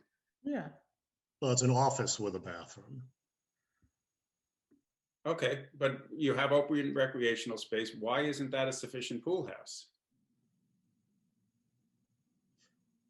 Because they would like it to be accessed from the pool without having to go into the building. You know, they like it to function as a traditional pool house. I mean, we can build a separate pool house, I suppose. We're just asking to attach it to this. We could build a freestanding pool house. There's plenty of conforming location that we can do that. Mhm. You know, in an effort to minimize the number of structures on the property, it seemed like this was a better use of the property to just expand this footprint as opposed to building yet another freestanding building. But that's a possibility. Or some would say that this could become the pool house. Isn't it accessible to the pool now? Yes. It's reasonably, I don't know what it is. It's probably 60, 70 feet away from the pool, but. Well, how much closer is the addition? Yeah, another 15, 20 feet closer, something like that. And could we just have the idea of, I'm still back at the office. I don't think an office is in the pool house. You have repeatedly said that this is going to function as the pool house. It looks as Mark said, there's like a ping pong table, there's a bathroom, which there's a room that could be a changing room. I don't know what they were, is that how they were using it before? I would say yes. So now, and the idea of this office, I just don't understand it. Well, I think that's part of the issue of that's what's existing and approved. Right? If you look at the upper right, if you look at the diagram on the upper right side, there's an office with a bathroom. I'm not sure, where does it say somewhere that there's an office other than on that diagram, which who knows? I don't know. I don't know where I would like to know under the code, is an office part of a pool house allowable? You can ask for clarification from the building department if you'd like, and I'll again file the same plans we filed before the last work session with a chronology of how the structure evolved. If it would help clarify it, it was a permitted room on the plan that was approved, a building permit issued, a certificate of occupancy issued. An office is a permitted accessory use. It's not sleeping, it's not cooking, which are prohibited in the code and accessory structures. But you can understand that, but you're saying that this downstairs, which was a garage, and has what's an office in what you've been calling like the space that was the pool house. A pool house, I want to know how an office is in the pool house space, because to me, what's going on or what went on was, I guess Dan might be right, that, this was a sleeping quarters or something. I don't know what. There was a bedroom on another plan that was over by the existing garage. The garage has been moved around. It just seems like something, to me, the legality, the progression of the use of the first floor is questionable. And as it exists, you're saying it's questionable as it exists, as it's legally used now. Well, no, What it looks like to me on this building, on this building, it was two structures. There was an accessory apartment upstairs, and there was a pool house function downstairs that you got permits for, and that were all CO'd and legal. And now you're renovating this building, but it no longer appears to be an accessory apartment upstairs and a pool house structure downstairs. It appears to be a house now. It's like you've merged the two, and that's I'm having a problem with that. I mean, we've taken the office and we've taken the bathroom and almost identical sizes and we've just moved them. Yeah, but then you move the kitchen downstairs from Yes. upstairs, so now the downstairs is part of the upstairs. So it's no longer an apartment upstairs and a pool house downstairs. It's homogeneous. They've joined, it's all one structure now, no longer an accessory apartment and a pool house. It appears to me that you've merged them by moving that kitchen downstairs. Even though there's a door and it sort of closes it off from the recreation room, the game room. Yes, that seems to be moving taking the space of expanding the apartment downstairs. There's no, you can have the apartment with no kitchen if you want, but I'm not big on, I don't think this is proper. And I think it's been gerrymandered in the past. I'm not saying, I'm not blaming anyone, but if you look at all these plans, things have been moved around and renamed. And it just, to me, I don't actually want to participate in something until I know what was there before and what the real rules are. Yes, Bailey, I don't know if the office was the use or who knows what's going on. I really find it, I've never seen an office in a pool house. What's going on? I don't know. You need to prove it. I think we need to stop calling it a pool house. I think we should call it an accessory structure. I mean, that's what it is, right? It's an accessory structure that has a game room, has an office, has a bathroom, has a laundry room, has a mechanical room in it. It's an accessory structure, and apparently that's a legal use. It was legitimized in 2002 by the building department, and it's quite an extensive, documentation. There's including, and I realize the ARB only has jurisdiction over the outside, but including an ARB approval of the changes to the exterior, which include removal of garage doors and installation of French doors. I only see one door mentioned, but perhaps you have better documentation. Well, I still, it was a 3-car garage. It may have, and parts of it were changed to a game room and things, but we've moved way beyond that with this application. And I personally think you want a pool house, then find this place in their backyard and put the pool house. Okay. Stop expanding this Hang up enormous here. non-conforming structure. Stairs. The hang up to me is the kitchen being moved downstairs. Okay. Right. If you don't have an apartment upstairs, it should have a kitchen. Leave the kitchen upstairs.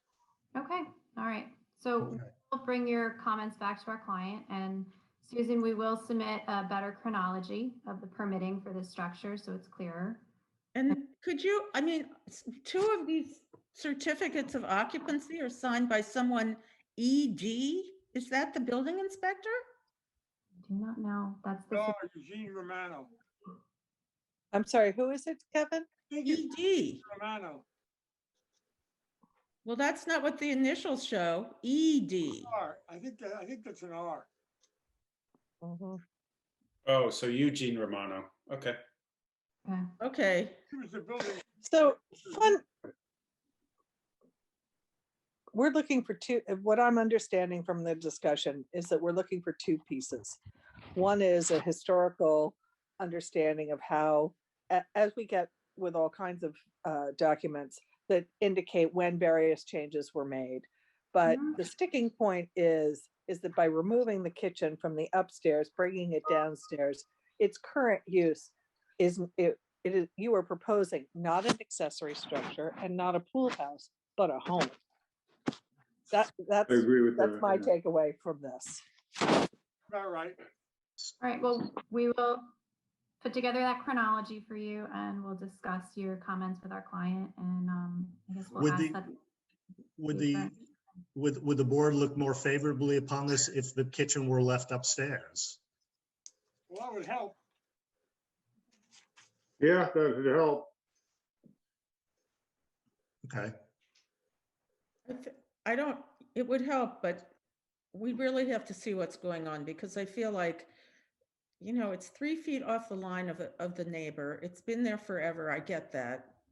But to then it's 3,000 square feet of, and you keep, as far as I'm concerned, changing the usage of some place that was just a garage. And I think that was the proper use of it. And there are many of those situations in the village. But somehow it's transformed itself in ways that I am uncomfortable with, in terms of the enormous non-conforming size, enormous. And so, well, we'll see what you can do. I hope you can help us, Bailey. Okay, so do I have a motion now to just adjourn for all purposes? So moved. Second. All in favor? Aye. Bye. Aye. Okay. Thank you, Frank. Thank you, Bailey. Thank you very much. So we can go on to new cases. Case number 3102, Dr. Robert J. Ciccarelli, 157 Wickapog Road. Is the applicant here to present?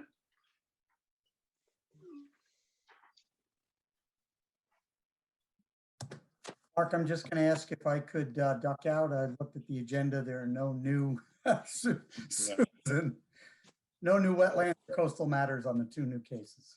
Thank you, Chip. I always feel, Chick, take me with you, take me with you. Oh, boy. All right, well, have a good night. Oh, hi, Linda. Hi. Good night, all. Thank you very much. Have a great week. Good night, Chip. So before you start, Linda, I thought this was so well presented. So I loved Thank every you. detail. Well, thank you. Thank you. It was an unusual application in a lot of ways. Dr. Ciccarelli is a man of many habits, many passions, I was going to say, as is his wife. Getting tired. So first of all, I do want to say, as a matter of business, that we submitted the affidavits of posting and mailing today at Village Hall. This is an application, as you know, it's really pretty simple application. It's for a garage that is sort of in a barn kind of shape, because one of the very important goals that the applicant had was to accommodate certain basic hobbies that often go on in a garage, but in his case, he needed some more height than usual. And the way to do that, he thought, and still stay true to the area, which was traditionally agricultural back in the old days, and which still has a number of barn-like structures around, was to come up with this proposal. The height is necessary because he is a sailboat, an antique sailboat aficionado, and he's got a chance at the moment. He's got a chance at the moment to restore one of the last Georgia Capon catboats, which is a gaff-rigged sailboat, and it has to be put up on blocks or a trailer in order to be worked on. So he needs the height, and this barn is planned to have an area right inside the doors where it will be open up to the full height of the barn, to allow for the mast and whatever else, is part of it. So that was the impetus for part of the height. He has other things that he wished to do here, which include the storage of cars and lawnmowers, lawn equipment. You'll notice that this quote unquote barn has a door out the back to the backyard so that he can just swing his lawnmower out that way to take care of the yard maintenance. He also grows as a hobby fig trees. He grows them and gives them to friends. It's just a hobby. But this barn will give him the opportunity to do that. He's actually doing it on the second floor. And I asked him how he's going to get those fig trees up to the second floor and down again. And he explained to me that he's got a winch device that's all figured out. And you'll notice in the barn, it's got skylights and windows along the back of the barn, and skylights will let a lot of natural light into the loft area upstairs, which he will also use for exercise equipment that he already owns, that is about 8 feet tall. So he was looking for at least over partial of the part of the barn, a partial second story, really. It's not going to be heated. It's not going to be air conditioned. There's no plumbing. There is nothing. It is going to be used basically for the kinds of things that a guy does in a workshop. And one other thing, his wife has her passion, which is yoga, and she will probably use some of the second story, the loft area where the exercise equipment is, as a sort of yoga studio. There is, in fact, a barn on the property right next door. I did watch the work session and I saw there was some mention of a nearby barn, and it's on the property that's directly to the west of this adjacent property. It's located at 145 Wickapog, and that property has not only a very large house that's undergoing a current renovation, but a guest house in the back that's 2 stories, and a big old barn, 2-story high barn. Undoubtedly, I don't know exactly how high it measures, but it's 2 stories. It's got a steeply pitched roof, and it looks like it's quite a bit taller, frankly, than the 19 feet that my client is proposing, or the 19 feet 9 inches to be more exact. There are 2 garage type structures directly across the street from Dr. Ciccarelli that obtain variance relief from this board for garages that are actually quite a bit higher. One of them is 25 feet, one of them is 25 feet and one of them is 24 feet high. We're looking for 19 feet and change. Those barns or garages, I understand, are part of Old Town, and I understand there's always been given some sort of special leeway to Old Town because of the size of the lots there. But I think they're relevant because they're directly across the street, and it goes to sort of the character of the community and what's in the neighborhood right now. You've got, a large barn directly next door. You got 2 garages that are as big as barns directly across the street. And this one is going to be back behind the house. It's going to be in the middle of the lot. So it is not going to intrude unnecessarily on any of the neighbors. It's actually going to have quite a bit of, it's got a very deep rear yard setback. And it's positioned right at the foot of an existing driveway. So it's really, and I should have mentioned already, there's no garage on the premises now. There's no garage whatsoever. So he looked into doing some other things. He looked into perhaps having some separate structures, like a greenhouse for, a little greenhouse for growing the fig trees, and several different structures.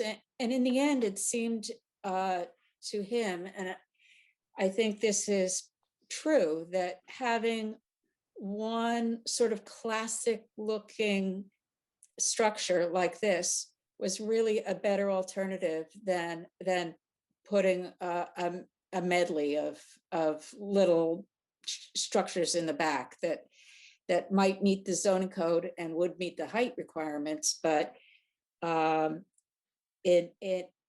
but use up more coverage and be frankly more cluttered. So I have submitted a copy of the variance for the garages across the street. The one next door is very old. It predates, it's pre-existing. In fact, it's falling down, but it's my understanding that the developer who is renovating the house there has some plans to repair the garage, and it's expected to stay on the site, the barn that's next door. So I spelled out in my application how I think this meets the character of the community and why I think it's not a substantial request, although I'm sure you don't want to see every single barn or garage in the village come forward with a request to be 19 feet high. This is really a sort of specific, unique situation in terms of what he's going to do there, and it really will blend in with the rest of the community. There is no, and there's only one request for relief. It's height. No pyramid relief, no coverage relief, no setback relief, nothing else. So we're hoping that you'll look upon this favorably, but we're here to answer questions if you have any. And I think Dr. Ciccarelli is standing by also. He left it to me to do the presentation, but if you have any questions that he could answer regarding his many passions, he can do that. I personally don't have any problems with this. I have no problems with it either. So, I'm fine with this. Julia? Okay, Yeah, I good. mean, Linda, it's a, you know, it's not a substantial variance request. The location of the structure, you know, is toward the middle of the property, as you said. There are practical reasons for it. So when you weigh the benefit to the applicant against any detriment to the community, which we're not really aware of, you know, it weighs in favor of the applicant. So I think we can close this for all purposes. Wonderful. Can I have a motion to close this application, case number 3102 for all purposes? so moved. Second. And all in favor? Aye. Aye. Aye. Thank you. Thank you. All right. So we're moving on to case number 3103, 46 John Street. Is the applicant here to present? One moment, let me take Linda out.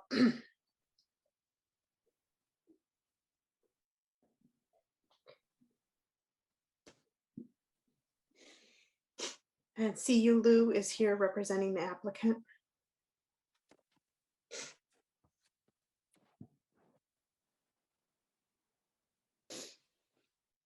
Okay, CU, you're in, but you're muted and your camera's off.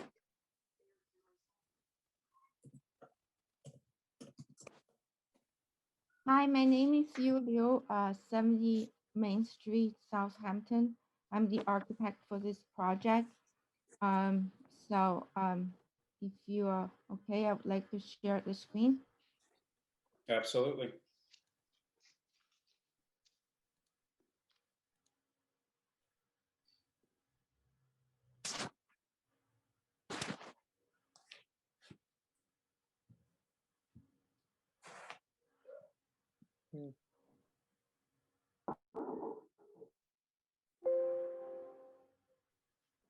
Uh-oh.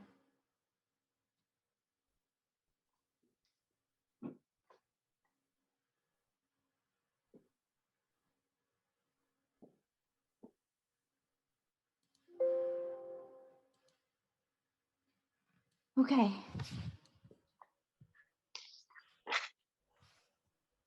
So this is the application package we handed in. The first item is the survey. There is an existing house here. And there is a existing garage, which you can see is a light blue. And we are proposing to, okay, the front porch, this is like a big hop around. It's a front porch. We're proposing to cut the existing garage in half, basically, a little bit more than half, from 22.2 to 10.5, in order for us to build a swimming pool. And the space between the garage and the swimming pool is about 5 feet. And we are asking for 1.9 feet of relief so that we could put in a swimming pool that's 10 feet wide. And we are asking for 2.1 on the southern end. That's for the swimming pool. The swimming pool is 10 feet by 26.5 feet long. On the front porch is about 120, let me see, 120, we are reducing 127 square feet, and the new porch, the small one, is about 28 square feet. So this front porch right now is entirely in the front yard setback. And we're proposing a screen porch on the side of the house. And the relief we're asking, actually, I just realized, I think the building inspector gave me a wrong setback. I'm gonna explain. This is a non-conforming lot, which is very narrow. Therefore, we are entitled to have a 4/10 relief, and the 4/10 relief for this case, the minimum setback is not 15, it should be 10 actually. Right now we marked 15 feet on both sides, but it really should be 10 because it's a non-conforming lot. A non-conforming lot setback is not, minimum setback is not 15, it should be 10. So the screen porch we're asking for is 8.1 feet setback from the southern end and 9.6 feet from the northern end. So we are basically should be asking only 0.4 feet here and 1.9 here. But what's your aggregate? I'm sorry? What is your aggregate setback? Are you asking for relief Oh, from the aggregate together setback? total should be 20.4. Oh, you're right. So my aggregate is 20.4. I have about 7.8 on this side. So I'm sorry. So the other side, instead of 10 feet, I should be 12.6. 1.6. I'm sorry, I just realized it. 12.6 will be, I'm asking 3 feet on the north end, and I'm asking 3.5 on the south end.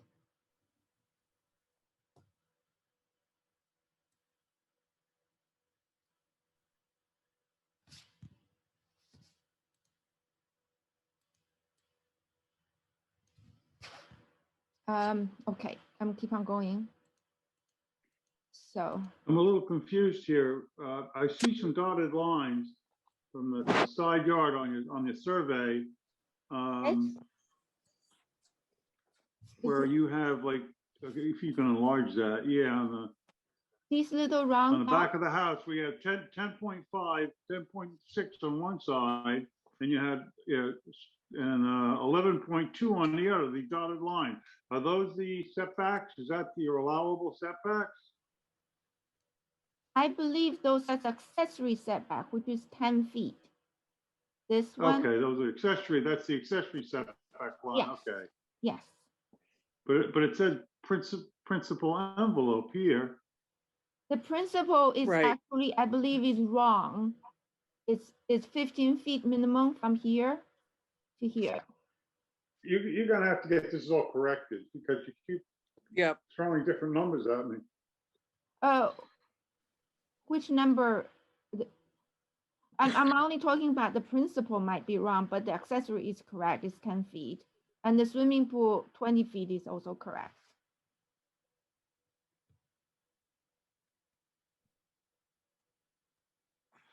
So how wide is your swimming pool currently?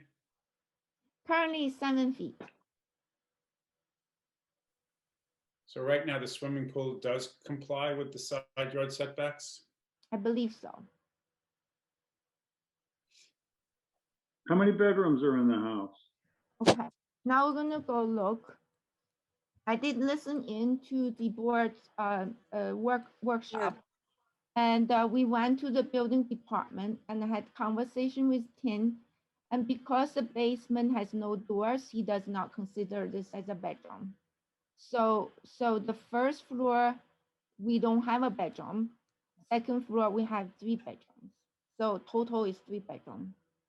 Could you just, is the room in the basement used as a bedroom? No, it's not. What's it used for? It's a playroom.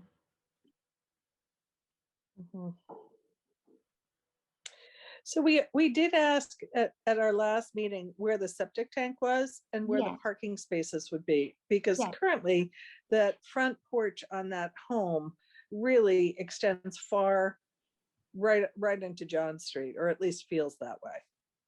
We did. So where is that septic field? Yes, I'm gonna show it to you. This is where the cesspool is because my client asked for a septic company to come and locate it for her. Hold on Right. one second. So Yeah, I'm sorry, where is it? show you. Okay. I put it in the file. I went to the building department. I dropped off the funding, but I would bring it out on the screen. On the next.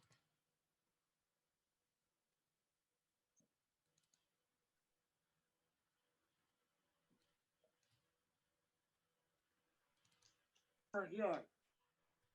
So this is the map from the septic people. And this is the letter. And they certified what is in there. And it is 4 feet by 8 feet cesspool with a traffic bearing high dome. That was dated April 16th. So I used the diagram they gave to me, which is this diagram, and use this diagram and I marked exactly where it is. And this is where it is. So the septic is in the front yard and you're parking over the septic? Yeah, because it is traffic bearing. Right now they park there. Anyway. But According to the letter, it says it is.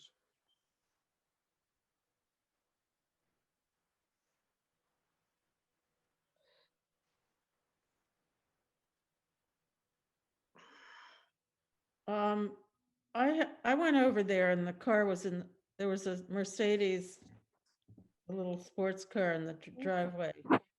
And I don't understand how you could possibly use the garage. You can't get to the garage. There's a fence that you don't have on the plan, just the new fence marked. Correct. They're not really intend to use it a garage, even though it's called a garage because it was a garage, and they're using it as a shed storage. And the parking requires 2, so that's what we're gonna do, 1 and a 2. Okay. May I just ask a question for clarification, please? Yes, please. Did I misunderstand? Are you suggesting that the proposed new pool complies with setback requirements? No, no. The swimming pool, where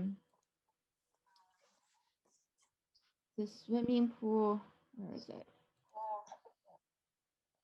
Well, it would need a 20-foot setback from the lot line, and it's showing 17.9.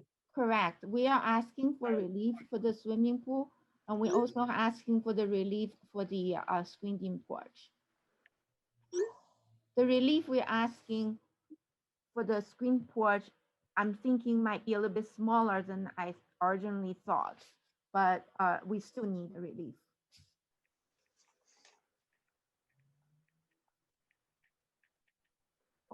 So the swimming pool, we will need relief on the southerly side, we need 2.1 feet, and the northerly side, we need 1.9 feet.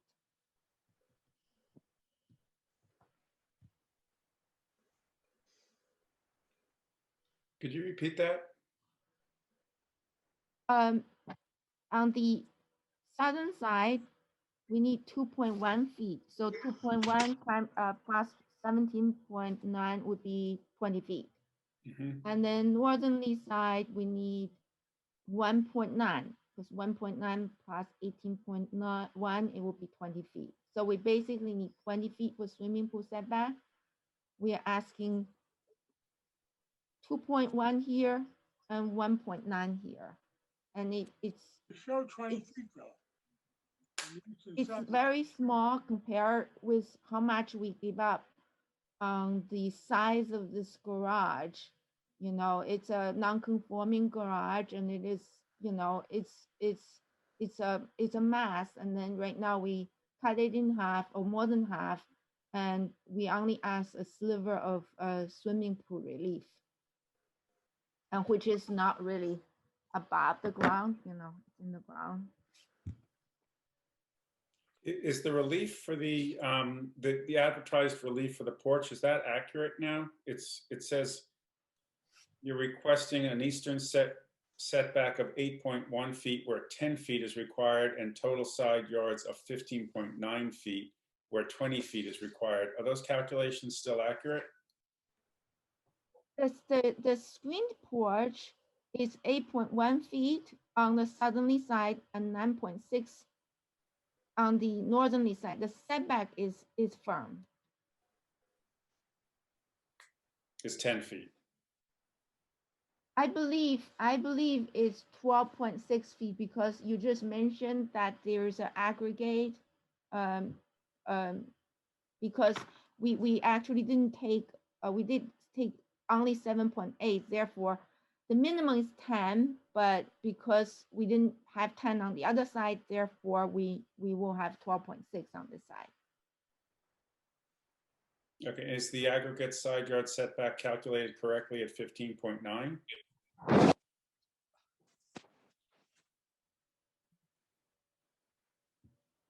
The total, let me see, the total side yard should be 20.4. And 1/4 of that is 8.16, right? But we are actually taking 7.8 on this side. So therefore, the other side, I need 12.6. So this side, I need 12.6 setback. So I'm asking 3 feet on the north side relief and 3.5 feet on the south side for relief. Yeah, no, what I'm addressing is that it's possible that your requested advertised relief is incorrect. And the advertised request is actually bigger, but I don't think we are asking that big. We are asking less. Well, not with respect to the side yard, because you're asking for 12.6 and your advertised relief is 10 feet.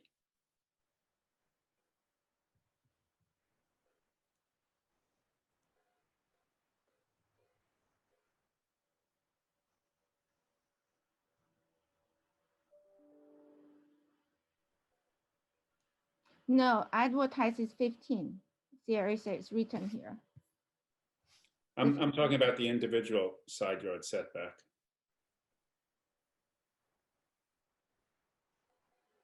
This is the application. Right, but I thought you had just said that it's 12.6 is required. Yeah, but the advertisement is saying 15.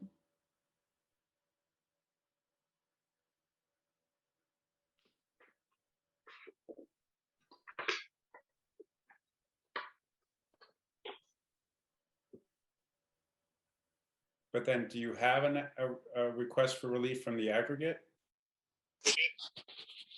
No, only the minimum. But do you need a request for a variance from the aggregate side yard setbacks? They do.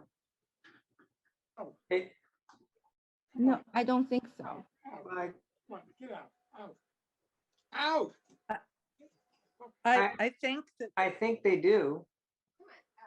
Require that. Oh yeah, I'm sorry. Because the total aggregate needs to be 20 feet. Yeah, it should And be the total 20. aggregate you're seeking is less than that, Correct. roughly 4.1 feet. You're right.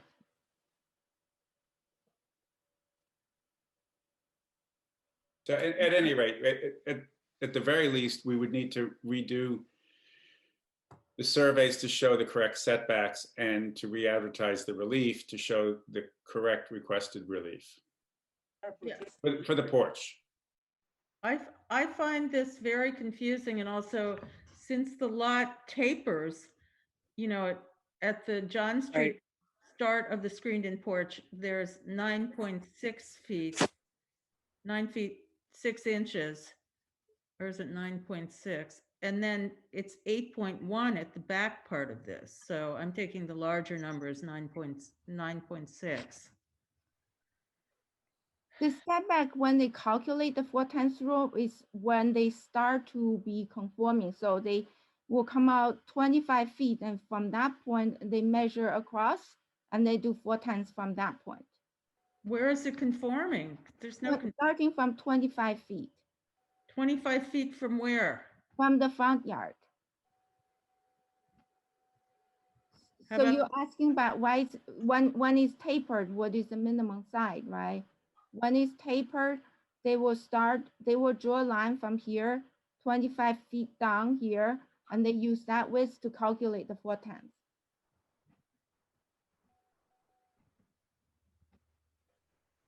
Okay, we just need to see it on the survey with the 410. I don't understand why the screen porch has to be almost 13 feet wide. I think they make it 11 feet wide, and it gives you a lot more on that side and makes it more conforming. Well, because the size of the lot is, you know, small, this is the place where they could conceivably have a screened-in porch where they can sit outside. So that's why they were asking if they Yeah, could. but I mean, that it could be 11 feet wide instead of almost 13 feet wide, and it still would be a sizable porch. I would definitely talk to them, and I would definitely talk to them and try to convince them that, you know, board will look favorably if they will reduce it to 11 feet.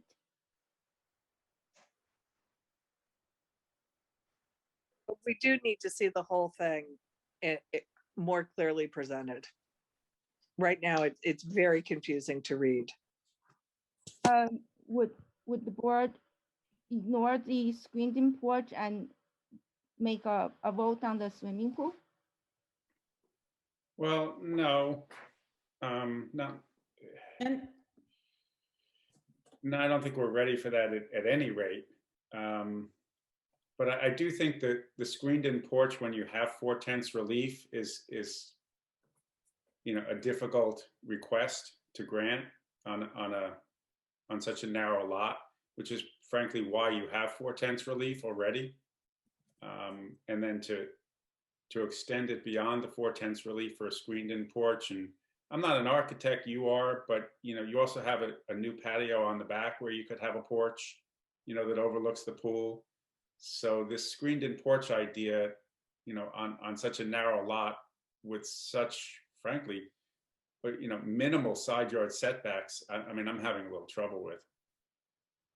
Me too.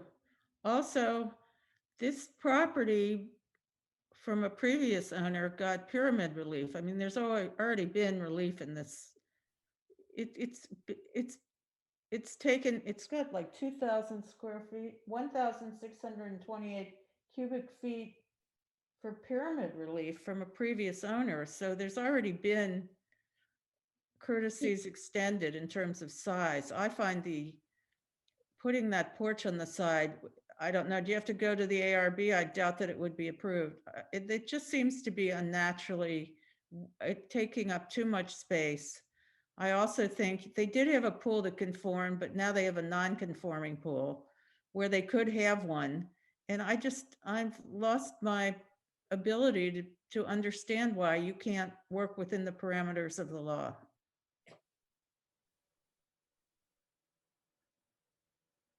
Well, we do sacrifice, not sacrifice, we do take away quite a bit of nonconformity from this lot. We're just asking a little bit in return.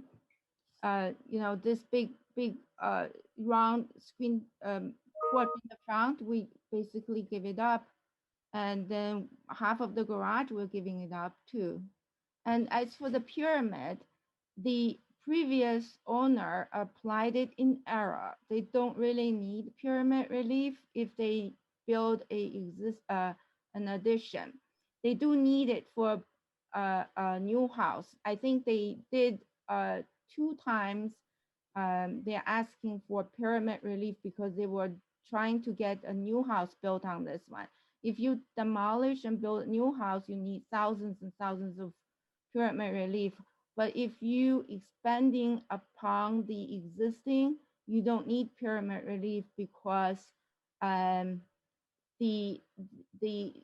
there is a law saying that as long as your addition does not exceed your current height doesn't exceed what the code requires, and there is pyramid, there is no pyramid required for such a case.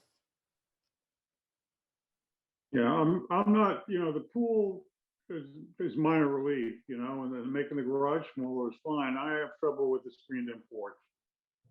I agree.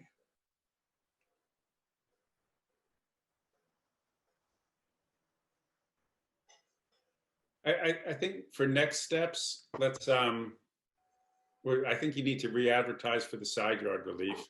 And yes, just to respond to your question, I mean, I agree with Dan and Kevin that the pool gives me less reason, for real concern. An 8 foot, did you say 7 or 8 feet is a problem. 10 feet is really not that wide and much more usable. I have less of a problem with the pool, but I definitely have a problem with the screened-in porch. But one last thing is, where's your parking? We do need to show 2 parking spots. Yes, I did it on the site plan, and then the surveyor did not put it on the survey. So the site plan, I put it in here, 1 parking here, 1 parking here. Yeah, I saw that. That's right in front of the house. Yeah. Yeah, both. One vertically and one horizontally. Yeah, Oh, okay. kind of awkward. Yeah, the one that's horizontally, if there's 2 cars in there, 1 car can't get out. According to the rule, you are allowed 1 car in tandem, if you have to move 1 car to get another car out, they allow 1. So we only doing 1. So to me, you've populated the lot with already so much stuff, and not particularly neighborhood friendly. I think that the car's jammed up against the house. Then if I oppose the screen porch. It just reaches out so far to the neighbor. And I don't understand why you need it. Mark is right that you can sit outside in the back. I mean, you'd be looking at a hedge. I don't know what that's for. I might be nice about the pool and think that you could have that, but this is a really tight situation. And I don't think the porch really is acceptable in such a, if you took the porch out, you can move the car back too. I don't know. That's right. You could have one run right behind the You other. could stack them. And, yeah. It's better that way.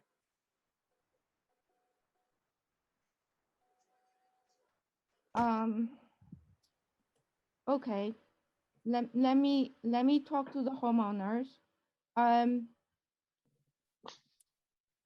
So the screened-in porch, I know everybody have issue with this. If we reduce it, would the board consider it? I think we're almost to the point where if you didn't need any relief, we wouldn't need to consider it, but I'm just not sure that with the 4/10 relief, I'm just not sure it's too much of a push. Okay. But You can show us, if you That's can my show opinion. us what size porch you can have with 4/10 relief, we wouldn't have any say in that. understood. So if we come next time and we withdraw the screened-in porch, would the board approve the swimming pool? Well, we're going to need the work session to talk about it, but I think you're hearing that there's, some inclination that the pool with the reduction of the garage is probably not problematic, but give us a chance to, Okay. talk at the next work So session. if we withdraw the screened-in porch, do I need to re-advertise? If you withdraw it, To make it conform, you mean? Yeah. Jeffrey, do you want to weigh in on that if they withdraw the? Sure. Am I muted? Consistent with what was discussed before, if there's going to be withdrawal, the first thing is that the board would ask that you submit something in writing, making clear the portion of the application that you're withdrawing and specifying that you're asking that be withdrawn and that the remaining go forward. In terms of re-advertising, if they're making the variance a lesser request, it would not need to be re-advertised. It would be if they were increasing it that it would need to be re-advertised. So if we come back with a smaller screened-in porch and with a lesser relief request, and then we also don't need to re-advertise then. I think that's Yes, we correct. should. I would like to have if you are going to make some changes, to make sure that how these setbacks are measured is correct through the building department. I don't feel particularly sure about what was said. And I've encountered a lot of times where there was some misinformation, which I don't want to work from. I So would I think it needs definitely to be very clear. Yeah, I'll definitely go back to Tim and talk to him about this 4/10 relief with him. And but the swimming pool setback is fixed. It's 20 feet. There's no confusion about that. It's just the principle for the screened-in porch. There's a 4/10 relief that I need to talk to him. The swimming pool is a variance because it has to be 20 feet off each line, right? Correct. Yeah, I'm just saying there is no confusion with that setback. The confusion is mainly the principle. And I'm not 100% sure I'm right. I'm just gonna go talk to him. Okay. Are we good for now? Yes. Okay, so can I have a motion to keep this open for all purposes, case number 3103, 46 John Street? so moved. So moved. Second. Second, and all in favor? Aye. Aye. Okay, so thank you. Hey, Mark. Yeah. I had a blip in my internet and was tossed out. I've come back in, but Julia was bumped to host. I'm not sure, is there another application after this application tonight? I do not have another application. No. Okay, so Town of Southampton is adjourned then. Or is It's there's not no? adjourned, it's not on the, are you talking about 51 Pond Lane? Yeah, It's yeah, not on the agenda. it's not, okay. adjourned, It's not on the agenda. All right, no problem. Julia, can I ask that you stay on with me because there's 3 steps that need to happen to end the meeting appropriately. Can I just, they take 2 seconds. If you Sure. could just stay on. Thank you. Sure, I'll try. It's easy. Okay, All right. so we're Whenever- closing. Yeah, whenever you're Motion ready. to I- adjourn? Motion to Okay. close the meeting? And second, Second. and all in Aye. favor? Aye. Aye. Okay, Aye. thank you, everybody.